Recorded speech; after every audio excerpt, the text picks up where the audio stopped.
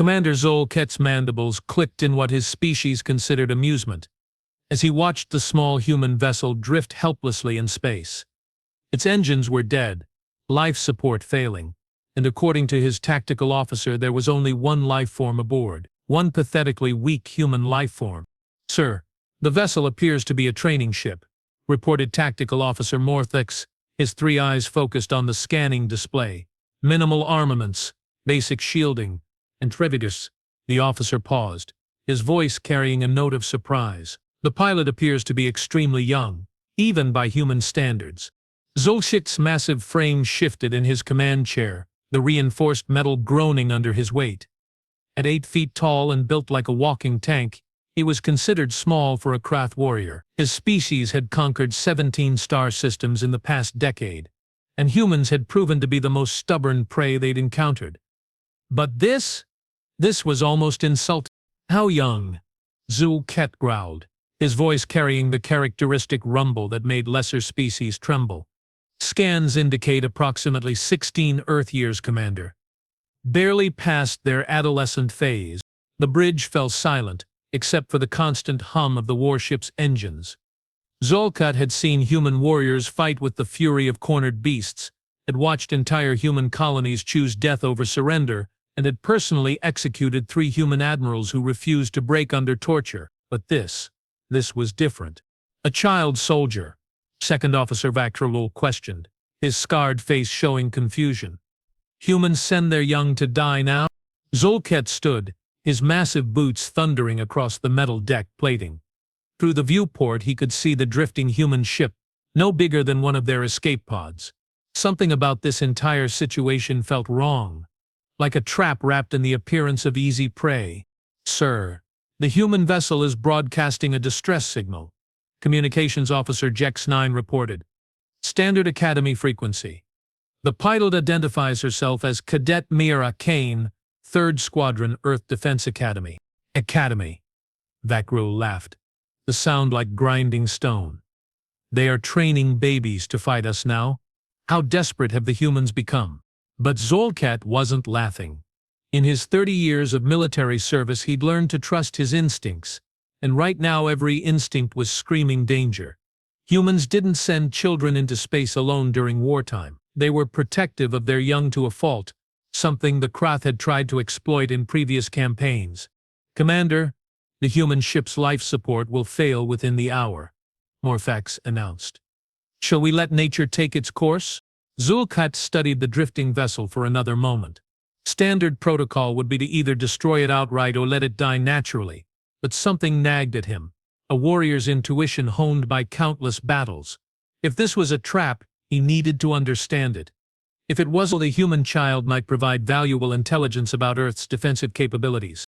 "Bring it aboard," he ordered, "but maintain maximum security protocols.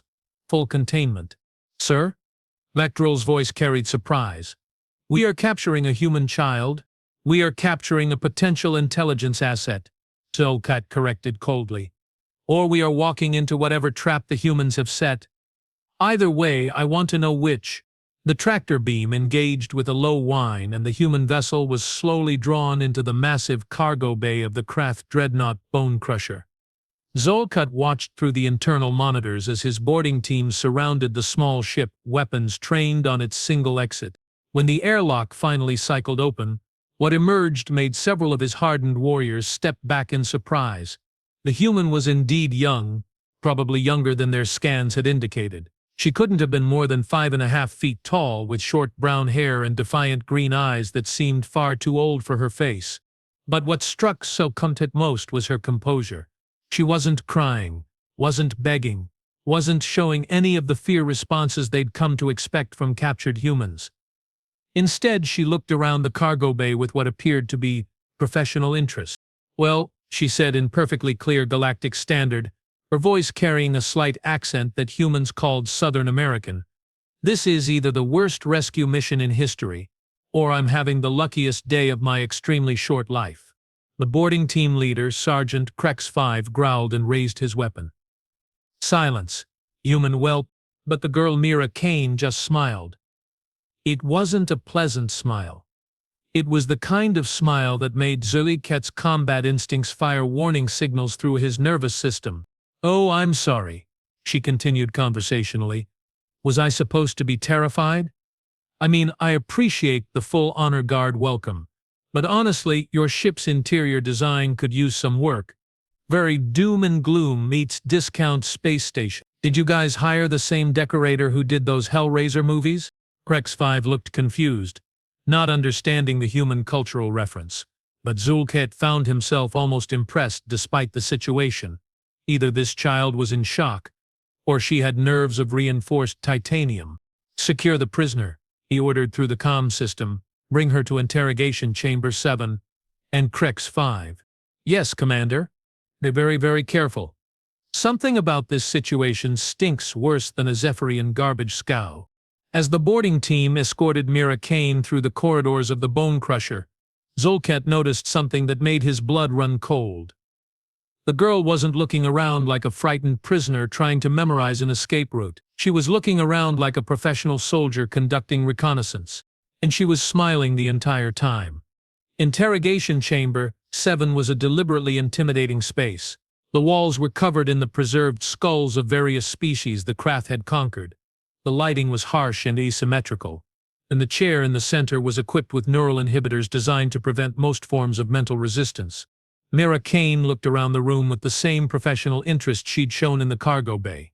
"Wow," she said, settling into the interrogation chair like it was a comfortable recliner. "You guys really went all in on the evil alien torture chamber aesthetic, didn't you? I bet this room has seen some interesting conversations." Zulket entered the chamber, his massive frame filling the doorway.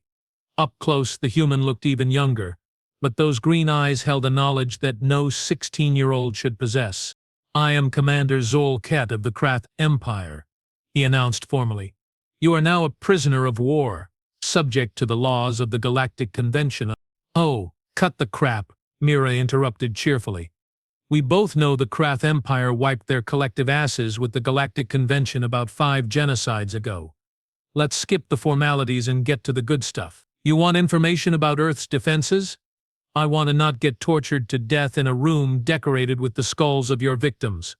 Seems like we might be able to work something out." Zulket felt his primary heart skip a beat. In all his years of interrogating prisoners, he'd never encountered one who immediately cut to the core of the situation with such casual efficiency. "What makes you think we wouldn't simply torture the information from you regardless?" he asked, genuinely curious about her response. Mira's smile widened, and for the first time since her capture, Zulket saw something genuinely frightening in her expression. "Because, Commander," she said softly, "torture only works if the subject wants to avoid pain more than they want to accomplish their mission. And you haven't figured out what my mission actually is yet." "Your mission was clearly a training exercise gone wrong," Vakrul interjected from his position near the door. "A child playing at being a soldier." "Was it?" Mira asked, tilting her head slightly. "See, that's the thing about assumptions. Mr. Sorry I didn't catch your name. Anyway, assumptions can be really dangerous in wartime. Sometimes what looks like a helpless little girl in a broken-down training ship is exactly that. And sometimes," she paused, letting the silence stretch, "sometimes it's something else entirely." Zulket felt the temperature in the room seemed to drop several degrees. "What exactly are you saying, Cadet Kane?" "I'm saying that maybe you should ask yourself why a 16-year-old human girl is sitting in your torture chamber making jokes instead of crying for her mommy. I'm saying that maybe you should wonder why Earth's supposedly desperate military would send a child soldier into space alone during the biggest war in galactic history. And I'm saying that maybe, just maybe, you should consider the possibility that I'm sitting here because I want to be here." The silence that followed was broken only by the hum of the ship's systems. Zulket's tactical mind raced through possibilities, each one more disturbing than the last. "That's impossible." Morfax's voice came through the comm system. "Commander, her ship was completely disabled. Engine failure, life support failure, communication systems down. There's no way she planned to be captured." Mira Kane laughed, the sound somehow both genuinely amused and deeply unsettling. "Oh, sweetie," she said, You really think a species that went from horse-drawn carriages to interstellar travel in less than 200 years doesn't know how to make their technology look broken when it's actually working perfectly? Zolget's blood ran cold. You are saying your capture was intentional? I'm not saying anything definitive yet, Mira replied, her tone becoming more serious. But let me ask you something, Commander. In all your years of fighting humans, how many times have you captured one of our people and had them be cooperative? Chatty? Friendly? Even? The answer was never. Humans fought to the death, chose suicide over capture, or remained silent under the most extreme torture. They never ever sat in interrogation chambers making casual conversation with their captors. What do you want? Zolket asked quietly. Now that's the right question, Mira said approvingly. What I want is very simple, Commander. I want to meet your boss. I am the commanding officer of this vessel. No. I don't want to meet the commanding officer of one ship. I want to meet the guy who commands the whole Krath war machine. The big boss, the head honcho, the supreme leader or emperor or whatever you call your top predator. Asfactual laughed harshly. You expect us to take a human prisoner directly to Emperor Thakmor. You must be even more deluded than you appear. But Zolket was studying Mira's face, and what he saw there made his secondary hearts start beating faster. You are not deluded, he said slowly. You are confident. You know something we don't. I know lots of things you don't, Commander. For instance, I know that your Emperor is currently planning the final assault on Earth. I know that he's gathered the largest fleet in Krath history. I know that he's confident this will be the battle that ends human resistance once and for all. Every word she spoke was classified intelligence that no human prisoner should possess. And I know, she continued, that he's making the biggest mistake in military history. What mistake? Zulket found himself asking despite his better judgment. Mira Kane's smile returned, but this time it was different. This time it was the smile of a predator who had just spotted vulnerable prey. He's assuming that the humans he's been fighting for the past 5 years are the same humans who originally inhabited Earth. He's assuming that the soldiers, the tactics, the technology he's encountered represent the full extent of human capability. She leaned forward in her chair and her voice dropped to a whisper that somehow carried more menace than a Krath war cry. He's assuming that Earth has been fighting this war with everything we have got. And that, Commander Zolket, is an assumption that's going to get every single member of your species killed. The interrogation chamber fell silent except for the rhythmic clicking of Zolket's mandibles, a nervous habit he'd developed during his first combat deployment. His tactical mind was racing, analyzing every word the human child had spoken, every nuance of her tone, every micro-expression that crossed her disturbingly mature face. Elaborate, he ordered. Mira Kane settled back in her chair, looking for all the world like she was enjoying afternoon tea instead of being interrogated by hostile aliens. Tell me something, Commander. When your species first encountered humans, what did your intelligence reports say about our military capabilities? Zolket's memory was excellent, a necessity for any Krath officer who expected to survive long enough to see promotion. Initial reports indicated a moderately advanced species with decent technology, but limited combat experience. Your ships were adequate but not exceptional, your weapons effective but not innovative. And over the past 5 years of warfare, how have those assessments changed? Human resistance has proven more tenacious than anticipated. Your tactical adaptability is impressive, and your willingness to accept casualties in defensive non-strategic positions has been noteworthy. Mira nodded approvingly. Good, accurate assessment. Now let me ask you the important question. In 5 years of warfare, how many truly new human technologies have you encountered? How many revolutionary tactical innovations? How many weapons or ships or strategies that made you completely rethink your approach to fighting us? Zolket considered the question carefully. It was true that humans had proven more resilient than expected, but their technology had remained relatively static.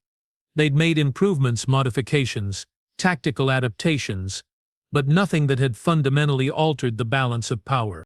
Few, he admitted. Few, Mira laughed. Commander, the answer is 0. In 5 years of total war, humanity has introduced exactly 0 game-changing innovations to the battlefield. Perhaps your species lacks the capability for rapid technological advancement under pressure.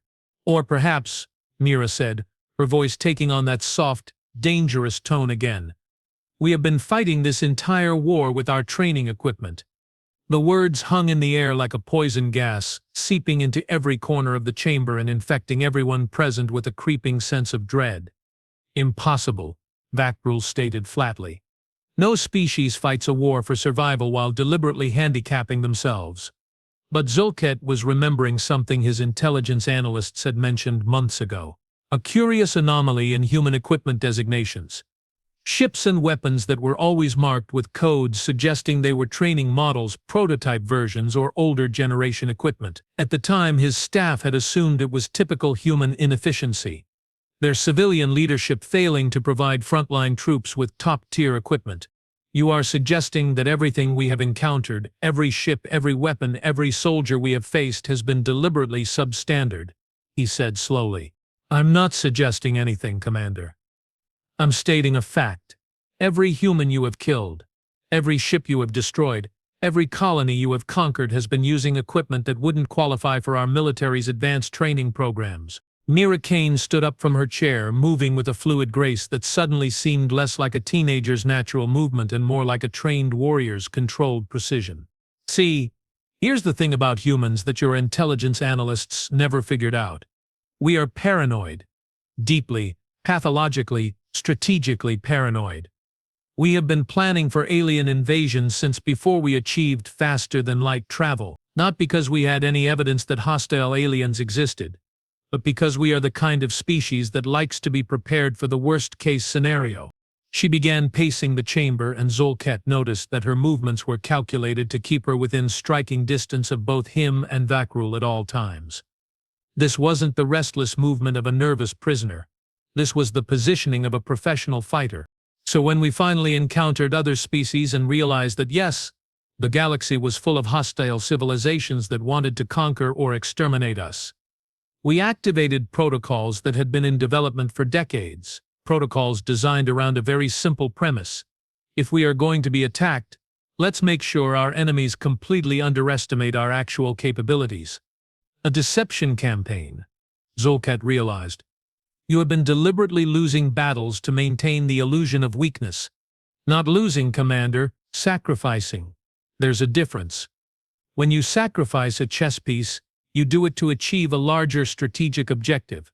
When you lose a chess piece, it's because your opponent outplayed you. The implications of her words were staggering. If she was telling the truth, then the Krath Empire had been fighting a shadow war, battling an enemy that was deliberately pulling its punches while gathering intelligence on Krath capabilities, tactics, and strategic thinking. Prove it, Zulket demanded. Mira Kane smiled that unsettling smile again. Oh, Commander, I was hoping you'd ask that. She reached into her uniform jacket, a movement so casual that neither Krath officer initially reacted. By the time their combat instincts kicked in, she had already withdrawn something from an inner pocket. Don't move, Vakrul barked, raising his weapon. But Mira Kane wasn't holding a weapon. She was holding what appeared to be a small, innocuous piece of metal, no bigger than a coin. Relax, gentlemen. This isn't a weapon. Well, not in the traditional sense. She held up the object so they could see it clearly.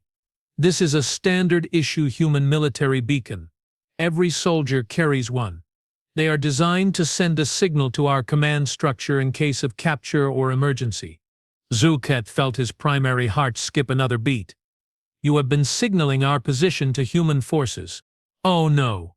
Much better than that. Mira Kane pressed a small indentation on the side of the beacon, and it began emitting a soft, pulsing glow. This particular beacon sends a very specific signal. It tells our command structure that Phase 1 of Operation Mousetrap has been completed successfully. Phase 1? Vakrul asked, his voice tight with barely controlled aggression. The capture and infiltration phase. See, gentlemen, my mission was never to avoid capture. My mission was to get captured, to be brought aboard a Krath vessel, and to get close enough to your command structure to activate this beacon. The chamber's lighting seemed to dim, though Zulket knew that was impossible. It was just his perception. his warrior's instincts recognizing the presence of mortal danger. "What does the beacon do?" he asked, though he was fairly certain he didn't want to know the answer. "Well, on the surface it just sends a simple message. Package delivered. But what it actually does is much more interesting. You see, this beacon contains a quantum entanglement communicator, which I believe is about 3 generations ahead of anything in your current technology base. It's been passively scanning your ship's systems since the moment I came aboard, mapping your defensive capabilities, cataloging your weapons systems, and most importantly, tracking your navigation data." Zulket's blood went completely cold. Navigation data. Exactly. Right now, Human Command knows the precise location of this ship, its heading, its destination, and most critically, the location of your staging area for the final assault on Earth. Impossible. Our navigation systems are completely isolated from your ship's internal network. Yes, but not from quantum-level scanning. Commander, the technological gap between what you think humans are capable of and what we are actually capable of is so vast that your species literally doesn't have the conceptual framework to understand it. Mira Kane tossed the beacon into the air and caught it casually, like she was playing with a child's toy. Right now, approximately 47 human battleships are moving into position around your Emperor's fleet. Not the training ships you have been fighting for 5 years. Real battleships. The kind we use when we actually want to win. 47 ships against the might of the entire Krath Armada? Vakrul laughed. "Even if your technology is superior, you are outnumbered 1,000 to 1. But Zulket was studying Mira Kane's face, and what he saw there was the absolute confidence of someone who held all the cards in a game where the other players didn't even know what game they were playing. "How many ships do you think it takes?" she asked. Conversationally, to destroy a fleet that's designed around technology that's 50 years behind your actual capabilities. "You are bluffing," Zulket stated. But even as he said the words, he knew they weren't true. Everything about this human child, from her casual confidence to her detailed knowledge of classified Krath operations, screamed authenticity. "Am I, Commander? Let me ask you one more question. In 5 years of warfare against humanity, how many prisoners have you taken alive?" The answer hit Zulket like a plasma bolt to the chest. In 5 years of bloody conflict, the Krath had taken fewer than a dozen human prisoners. At the time, they'd attributed it to human stubbornness and willingness to die rather than surrender. But now, you have been extracting your people before we could capture them, he realized. Every battle, every engagement, you have been deliberately preventing us from taking prisoners. Because prisoners talk, Commander. Prisoners provide intelligence. Prisoners reveal capabilities and strategies and technologies that their captors aren't supposed to know about. So we made sure you never had the opportunity to learn what humans were really capable of. Until now. Until now, Mira confirmed. Because now it doesn't matter what you know. Phase 1 is complete. Phase 2 is already underway.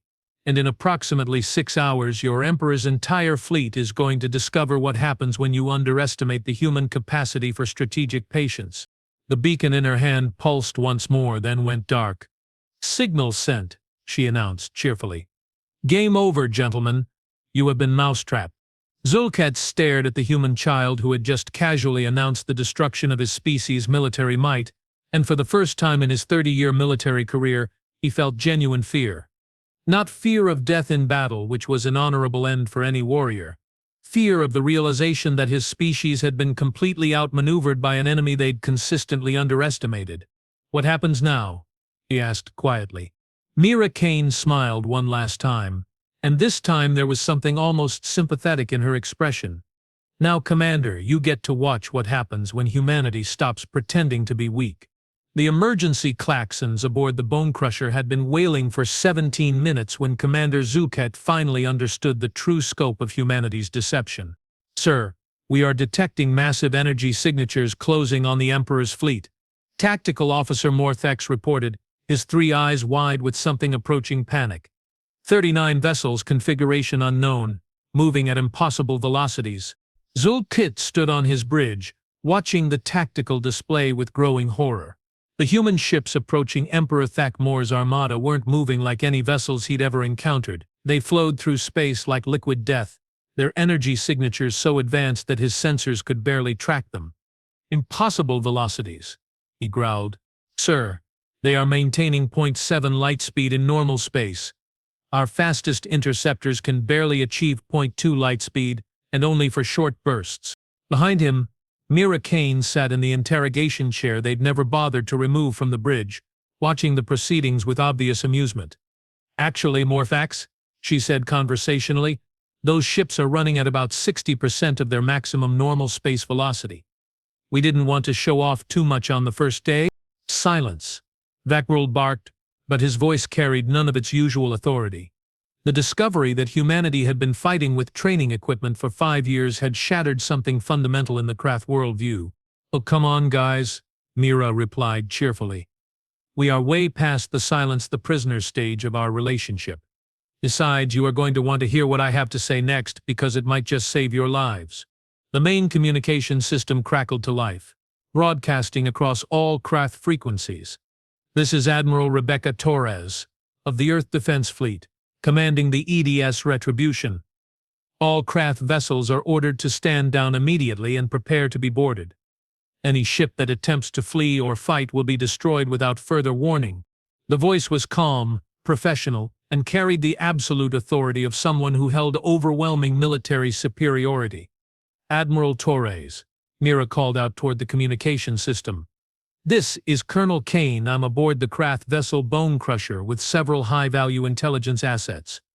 Request you hold fire on this particular ship until I can complete my mission parameters." Colonel Kane, not Cadet Kane. Zulket felt his secondary heart stop beating. "Colonel?" Mira Kane smiled, that same unsettling smile that had been haunting his dreams for the past 12 hours. "Oh, did I forget to mention that?" "Sorry, Commander. Operational security and all that. My actual rank in the Earth's Strategic Intelligence Division is Colonel. The whole 16-year-old cadet thing was just my cover identity." "You are a spy," Vakrul stated flatly. "I prefer Strategic Intelligence Operative." "But yes. And before you ask, no, I'm not actually 16. I'm not actually a cadet. And I'm definitely not actually helpless." As if to punctuate her point, the tactical display suddenly exploded with new contacts. The 39 human ships that had been approaching the Emperor's fleet had just multiplied into over 200 smaller vessels, each one moving with the same impossible speed and maneuverability. "Fighter craft," Morthax breathed. Each ship was carrying fighter squadrons. "Not fighter craft," Mira corrected. "Assault pods. Each one carries a full Marine boarding team equipped with weapons and armor that are about 50 years ahead of anything in your military inventory." The communication system activated again, this time with a different voice. "All Krath vessels. This is Colonel James Mitchell, commanding Marine Expeditionary Force 7. You have 60 seconds to disable your weapons systems and prepare for boarding. Any resistance will result in the immediate destruction of your vessel and all aboard." 60 seconds? Admiral Cress Nine's voice came through the comm from the Emperor's flagship. "This is preposterous. The Krath Empire does not surrender to inferior species." Mira Kane laughed, and the sound sent chills down Zulket's spine. "Oh, Admiral," she said, knowing her voice was being broadcast across the entire Krath fleet, "you really should have paid better attention during your intelligence briefings. The species you have been fighting for 5 years, the one you considered inferior, that wasn't actually us." The tactical display shifted as human assault pods began their attack runs on Krath vessels that had refused to surrender. What followed was less a battle than a demonstration of technological superiority so absolute it bordered on the supernatural. Krath plasma bolts, weapons capable of melting through 6 feet of reinforced armor, splashed harmlessly off human shields that flickered with energy patterns no Krath scientist had ever theorized. Human return fire consisted of beams that seemed to phase through Krath shields as if they didn't exist, then systematically disabled every weapons system aboard the target vessels without damaging life support or structural integrity. Selective disabling technology. Zulket realized. They are not trying to destroy us. They are trying to capture us intact. "Very good, Commander. You are starting to understand the tactical situation. See, the thing about humans is that we prefer to solve problems permanently. Destroying your fleet would just mean we'd have to deal with whatever ships you have in reserve, plus any allies who might want to avenge you. But capturing your entire military leadership and demonstrating that resistance is futile. That solves the Krath problem once and for all. On the tactical display, Krath dreadnoughts that had conquered star systems were being systematically disabled by human assault pods, the size of shuttlecraft. Ships that carried crews of thousands were falling to boarding parties of fewer than 50 Marines. "This is impossible," Vakrul muttered. Your intelligence reports were carefully crafted fiction, designed to make you overconfident and strategically blind, Mira Kane interrupted. Every technological assessment, every tactical analysis, every strategic evaluation your military has relied on for the past 5 years has been based on information we wanted you to have. She stood up from her chair and walked to the tactical display, manipulating the controls with casual expertise that demonstrated she understood Krath systems better than most Krath officers. For example, those plasma weapons your ships are carrying. We have had the technology to neutralize them for 3 years, but we wanted you to keep using them, so we made sure our training ships were vulnerable to plasma bombardment. The display shifted to show a technical schematic of Krath plasma weaponry, complete with detailed countermeasures that had clearly been developed by human engineers. Those faster-than-light communication systems that let you coordinate fleet movements across multiple star systems. We have been intercepting, decoding, and analyzing every message for 18 months. We know about every Krath military installation, every supply depot, every strategic reserve. You have been reading our mail, Sulkhet said quietly. Commander, we have been writing your mail. Half the strategic directives your fleet commanders have received over the past year were actually suggestions from human intelligence analysts, designed to maneuver your forces into exactly the positions we wanted them in. The implications were staggering. The Krath Empire's entire military strategy had been guided by enemy intelligence operations designed to maximize their vulnerability when the real war finally began. Why? Zulkhet asked. Why go to such elaborate lengths when you clearly possessed the capability to end this war at any time? Mira Kane's expression became more serious, and for a moment she looked less like an intelligence operative, and more like someone who had seen too much death. Because, Commander, humans learn from history. 500 years ago, when our species was confined to a single planet, we fought wars that lasted decades and killed millions of people. We learned that quick, decisive victories are less costly in lives than prolonged conflicts. She gestured toward the tactical display where the remnants of the Krath fleet were surrendering in increasing numbers.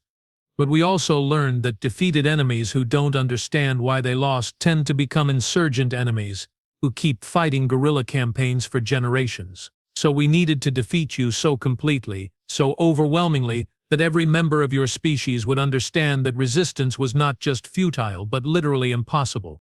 Total psychological warfare, Vakrul observed. Total strategic domination, Mira corrected. There's a difference. Psychological warfare is about breaking your enemy's will to fight. Strategic domination is about demonstrating that fighting was never actually an option. The bridge's main communication system activated again, this time with Admiral Torres's voice. Colonel Kane, this is Admiral Torres. The Emperor's flagship is requesting permission to speak with you directly. Apparently, Emperor Thakmor wants to discuss surrender terms. Tell His Imperial Majesty that I will be happy to discuss terms, but only in person. I'm requesting immediate transport to the flagship. Understood, Colonel. Marine Assault Pod 17 is inbound to your location. Zulkhet looked at the human operative who had orchestrated his civilization's downfall. You are going to negotiate the surrender personally. I'm going to accept the surrender personally, Commander. The negotiation was completed 5 years ago when your species decided that conquest and genocide were acceptable solutions to interspecies relations. And what happens to us? To the Krath people?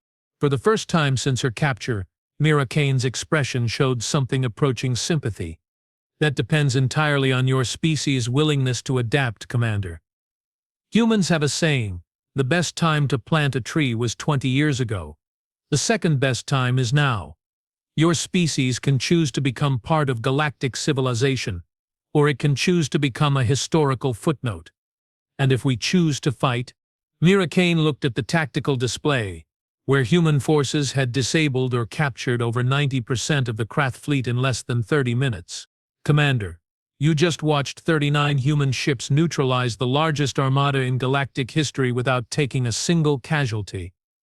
Fighting isn't a choice you have anymore, it's a choice you lost when you attacked our colonies 5 years ago and gave us justification to end your empire.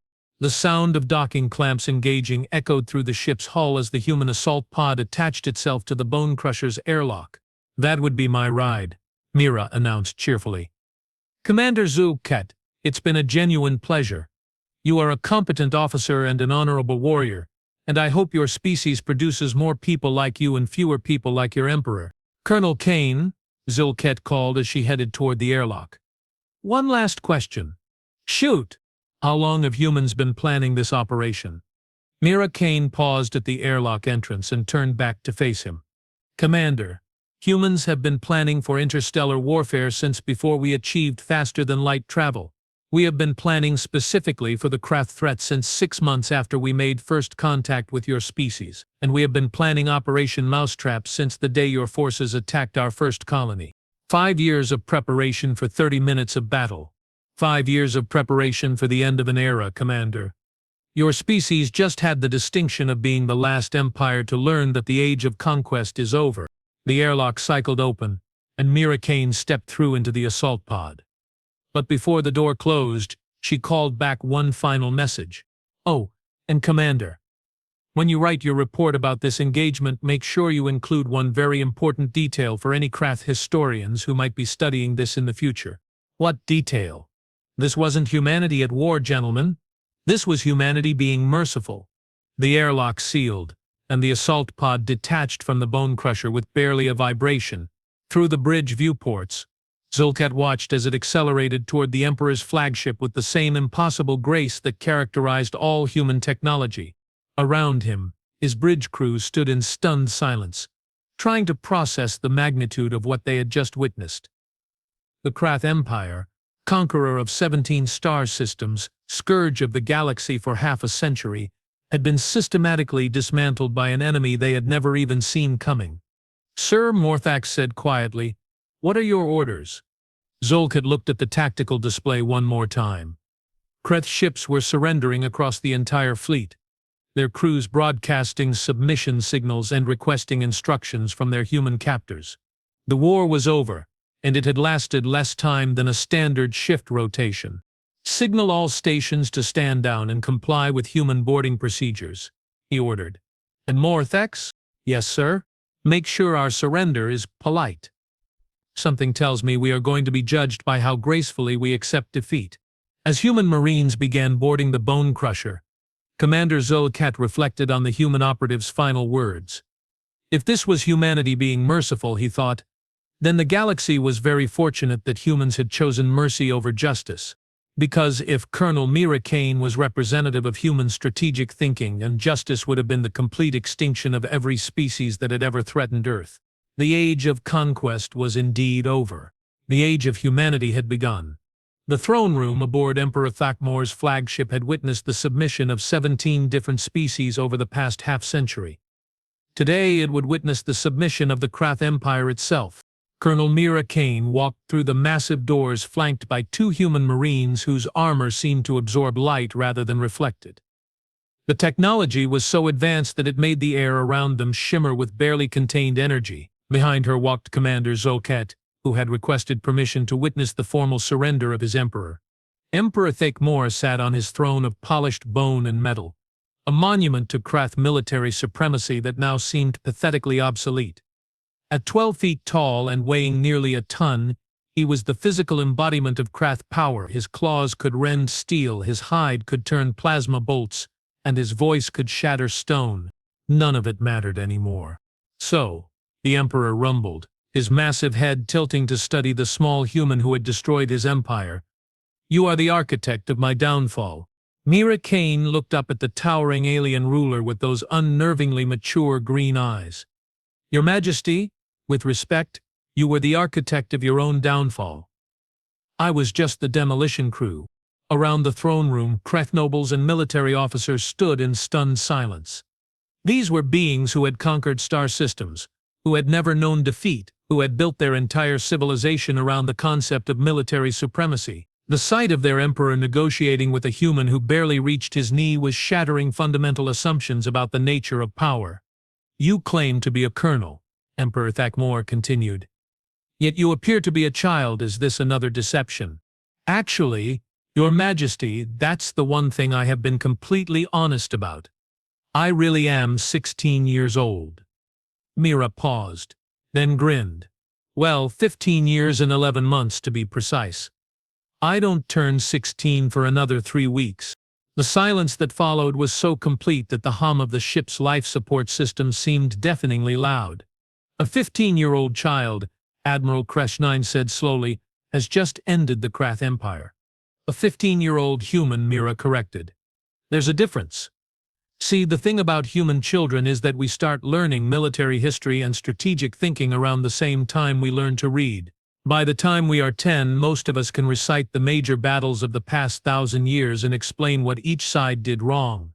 She walked closer to the throne, her small boots clicking on the polished deck plating. "By the time we are 15, the really gifted ones are already serving as strategic advisors to our military leadership. And by the time we are 20, we are usually running our own intelligence operations." "Impossible," one of the Krath nobles protested. "No species develops tactical genius in children.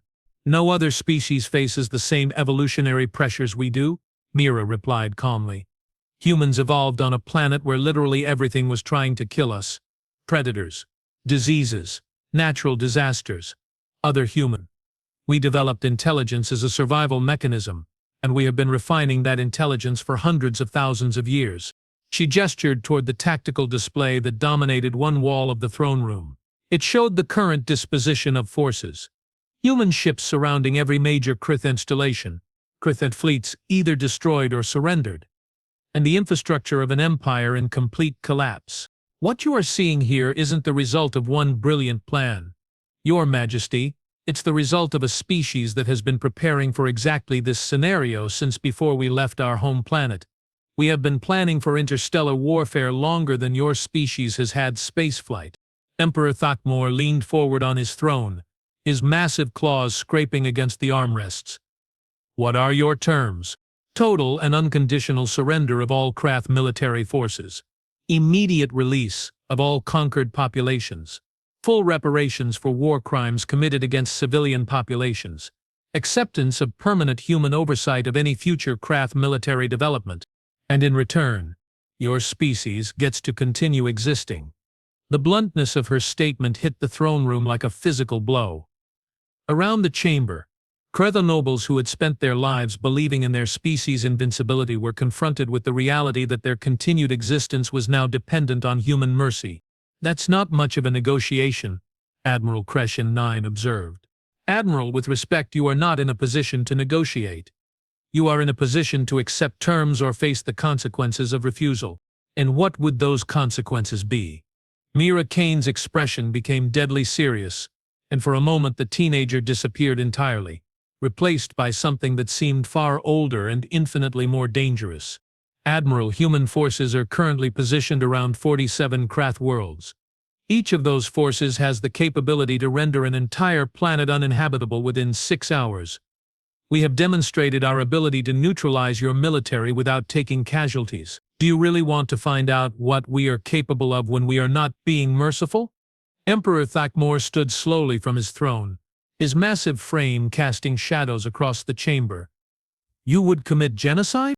"Your Majesty, your species has committed genocide against 6 different civilizations over the past 50 years.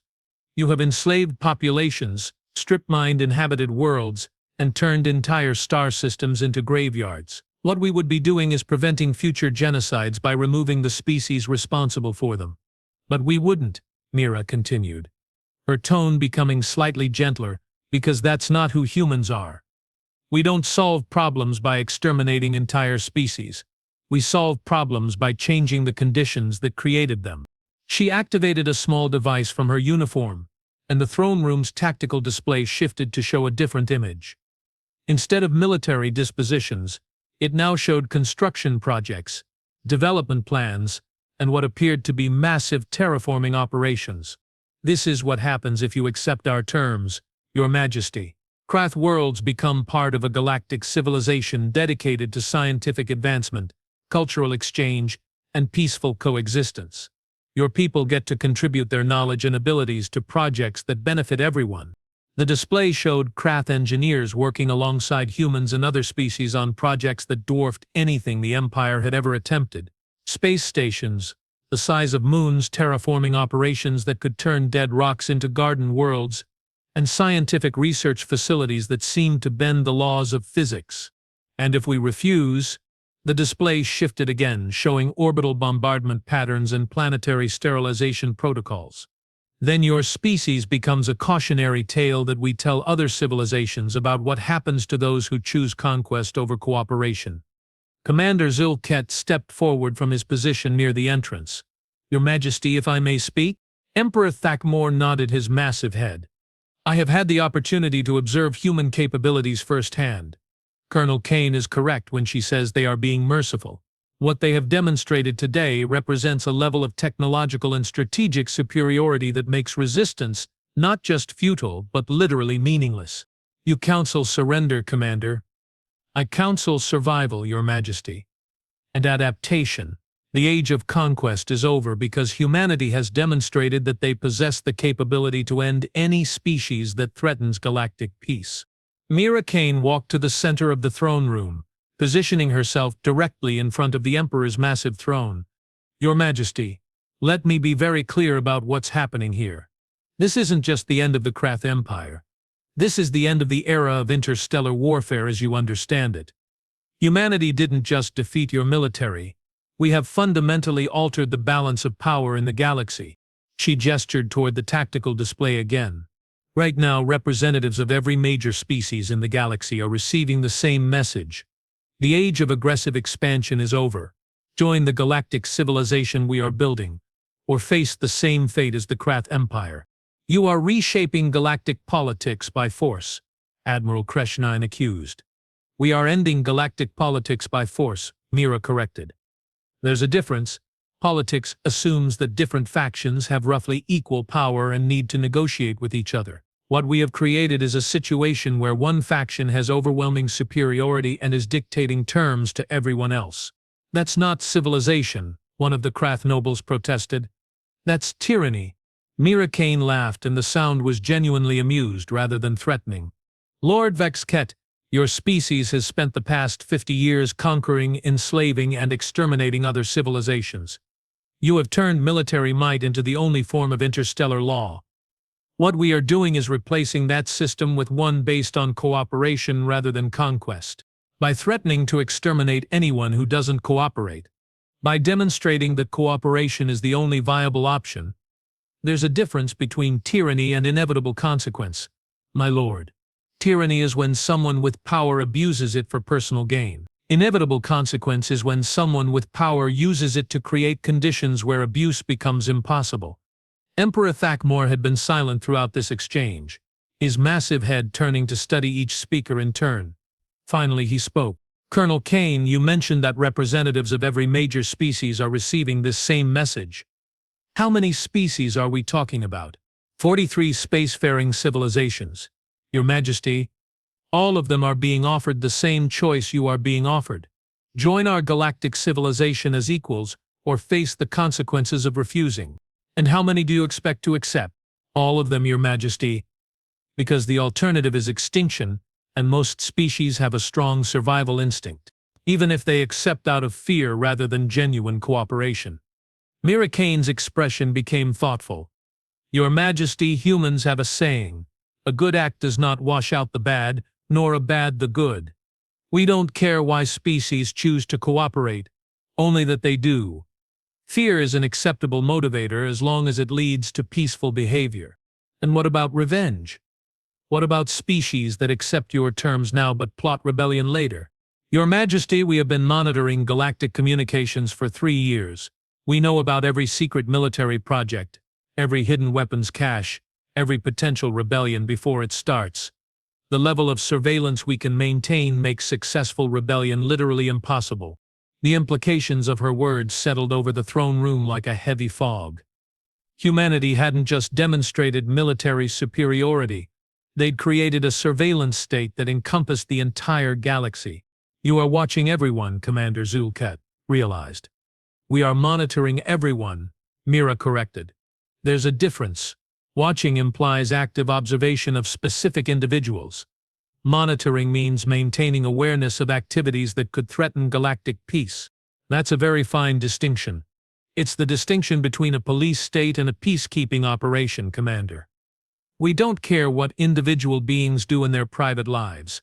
We care about military buildups, weapons development, and organized aggression." Emperor Thakmor stood and walked to the massive windows that looked out onto space. Outside, human ships moved with that same impossible grace, their technology so advanced that they seemed more like living creatures than mechanical constructs. "Colonel Kane," he said without turning around. "What happens to me personally? That depends on your choices going forward. Your Majesty, you can remain as a ceremonial leader of the Krath people, helping them transition to peaceful coexistence. Or you can choose to be remembered as the last emperor of a failed empire. And if I choose the latter, then you will spend the rest of your life in a very comfortable prison, writing memoirs that will serve as a warning to future generations about the consequences of choosing conquest over cooperation." Thakmor turned back to face the small human who held his fate in her hands.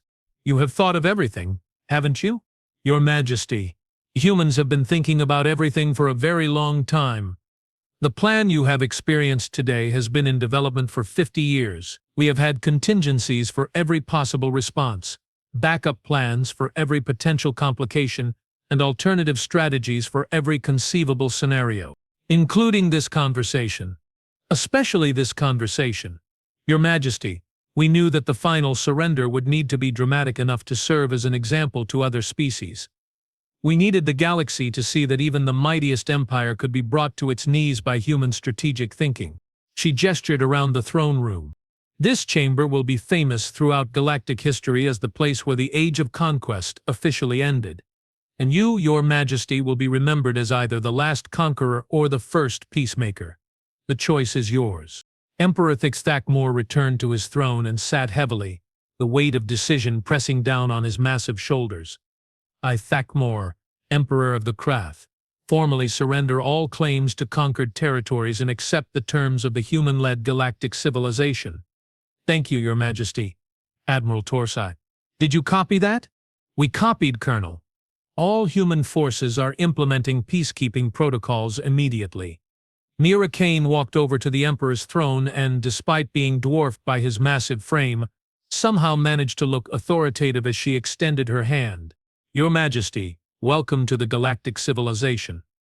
Your species' knowledge of military logistics and strategic planning will be valuable assets in our peacekeeping operations." Emperor Thakmor looked down at the tiny hand being offered to him, then slowly extended one massive claw to shake it. "Colonel Kane, may I ask you one final question?" "Of course, Your Majesty. What are you planning to do after this? After reshaping galactic civilization and ending interstellar warfare?" Mira Kane grinned, and for the first time since this entire operation began, she looked like the teenager she actually was. "Well, Your Majesty, I have to get back to Earth by next Monday. I have a chemistry test, and I promised my mom I'd help her plant flowers in the garden this weekend." The silence that followed was broken by Emperor Thakmor's laughter, a sound like grinding boulders that somehow managed to convey genuine amusement. "Colonel Kane, you have just reshaped the political structure of the galaxy, ended the greatest war in galactic history, and forced 43 species to accept human hegemony. And you are worried about a chemistry test. Your Majesty, the galaxy will be here next week. My mom's flower garden needs to be planted this weekend, or we will miss the growing season." As human peacekeeping forces began the process of transitioning the Krath Empire from a military dictatorship to a member state of galactic civilization, Mira Kane stood at the throne room windows and looked out at the stars. 42 more species to visit. 42 more surrender ceremonies to orchestrate. 42 more civilizations to convince that cooperation was preferable to extinction. But that was next month's mission. This weekend she was going home to help her mother plant petunias and study for her chemistry test. Because even strategic intelligence operatives who reshaped galactic civilization had to maintain their cover identities.